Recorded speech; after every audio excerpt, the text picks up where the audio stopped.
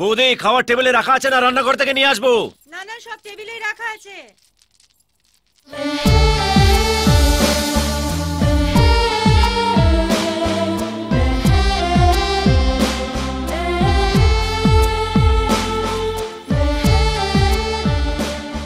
হঠাৎ এত ভদ্র হয়ে গেল কি করে?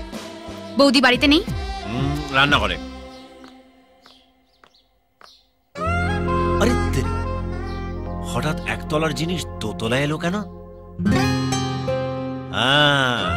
তার মানে সোলো শেষ, ডুয়েট শুরু। বৌদি, আরে তুমি ভালো করেছো এসছো। তোর সঙ্গে আলাপ করার খুব ইচ্ছে ছিল। কি খাবে বলো? না না বৌদি, আমি কিচ্ছু খাবো না।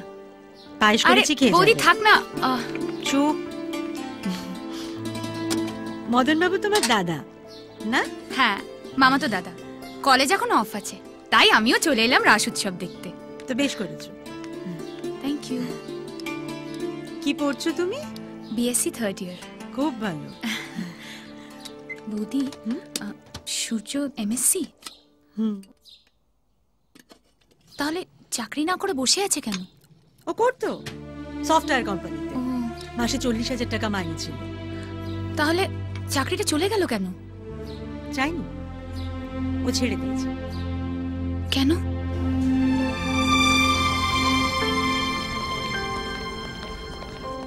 কি বলছো কি তুমি? হ্যাঁ স্যার, আমার মাথার উপরে আমার দাদা বৌদি আছে, তাই এই চাকরিটা আমি না করলেও কিছু এসে যায় না। কিন্তু ও ছাড়া ওর বয়স্ক মা বাবাকে দেখার কেউ নেই। আমার থেকেও বেশি চাকরিটা ওর প্রয়োজন। No, it is not possible. Please sir, আমি একটা ভেসে যাওয়া ফ্যামিলিকে বাঁচাতে চাইছি, আমাকে এইটুকু হেল্প করবেন না প্লিজ স্যার? এত ভালো একটা চাকরি ছেড়ে দেওয়ায় আপনার খারাপ লাগেনি?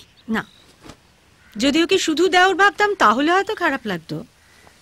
আমি ওকে আমার ছেলের মতো দেখি। আমি জানি ও কোনো ভুল করবে না। ও যেটাই করবে সেটাই কারোর না কারোর ভালোর জন্য।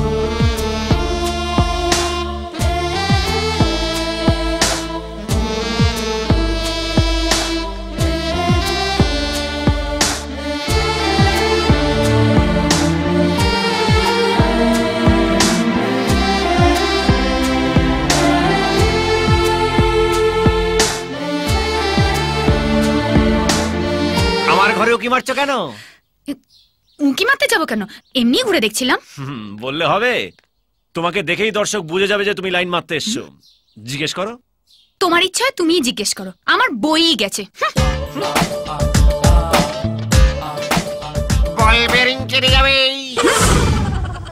কোমরের।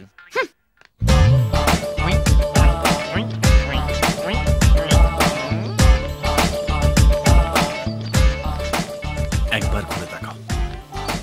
এই রে, না তাকালেই বুঝবো কেস কেচে গেছে। তাকাও তাকাও তাকাও। ইয়ে মার গুড় দৌড়ি চিনি দে চা ফুদে খা। তুই মনের ময়না করিস না, তুই পায় না কাছেতে আয় না।